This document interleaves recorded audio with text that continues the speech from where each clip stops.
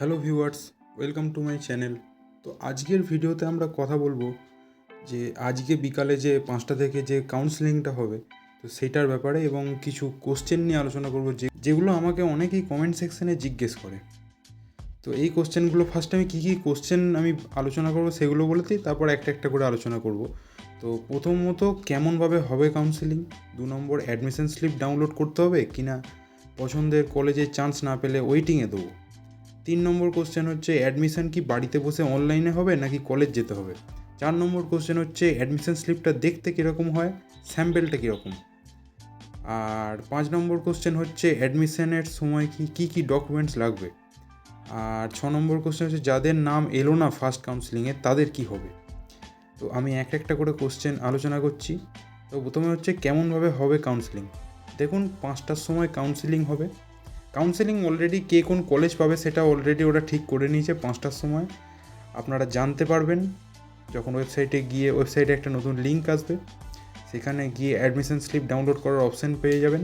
তো সেইটা ডাউনলোড করে এবার 2 নম্বর কোশ্চেনটা নিয়ে এখানে আলোচনাটা করব যে অ্যাডমিশন স্লিপটা ডাউনলোড করতে হবে নাকি পছন্দের কলেজে না পেলে ওয়েটিংয়ে দেবো। দেখুন ওয়েটিংয়ে দেওয়াটা সম্পূর্ণ আপনাদের উপর। তবে যদি 1 নম্বরে আপনারা যে প্রেফারেন্সে যে কলেজটা রেখেছেন যদি সেটা না পান তাহলে অবশ্যই আমি বলবো ওয়েটিংয়ে দিতে। কারণ সবাই এরকম নয় যে 1 নম্বরে হাজরা রাখে।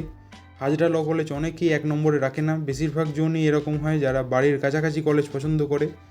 তো এরকম অনেকেই হতে পারে যে সে সুরেন্দ্রনাথটাকে 1 নম্বরে রাখছে, তো সেই ক্ষেত্রে হয়তো আপনার কোনোভাবে হাজরাতে হয়ে গেল। তো যাই হোক, আমার মনে হয় সকলেরই উচিত ওয়েটিংয়ে দেয়া। তো আপনারা সেই অনুযায়ী ওয়েটিংয়ে দেবেন।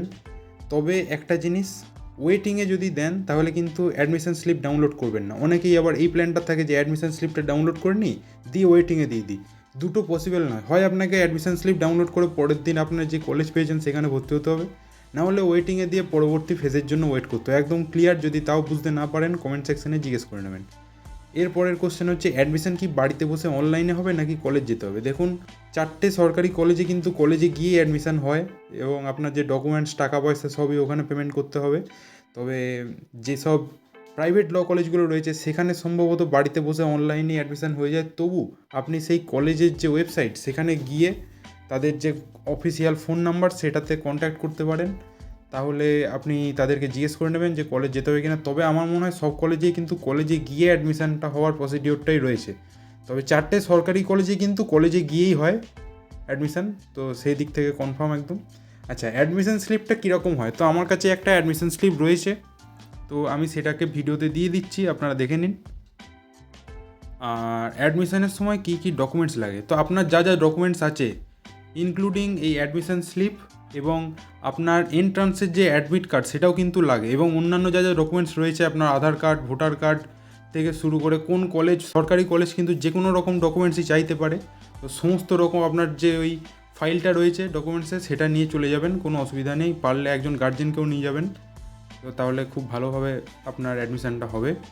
এবং সরকারি কলেজগুলোর ক্ষেত্রে প্রত্যেকটি কলেজের ওয়েবসাইটে একটি ফর্ম পাওয়া যায়, তো সেই ফর্মটা ফিল আপ করে সেটাও নিয়ে যেতে হবে। তবে যাই হোক, আপনি প্রথম আপনার যেটা কাজ সেটা হচ্ছে কলেজে 10টার মধ্যে পৌঁছে যাওয়া। আরও যত সকালে যেতে পারবেন তত তাড়াতাড়ি আপনার অ্যাডমিশন হয়ে যাবে।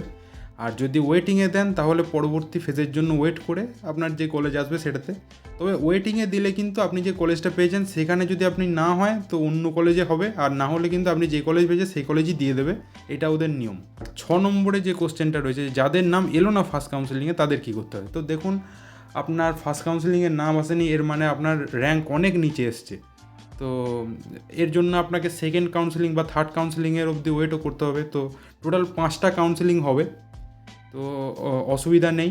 এরকম অনেকেই রয়েছে যারা অনেক বেশি র্যাঙ্ক করেও ভালো কলেজ পেয়ে যায়, তো ওয়েট করলে সবই হবে, বেশি চিন্তা করার দরকার নেই। তো আজকের ভিডিও এই পর্যন্তই। কোনো কোশ্চেন থাকলে কমেন্ট সেকশনে জিজ্ঞেস করবেন। ধন্যবাদ।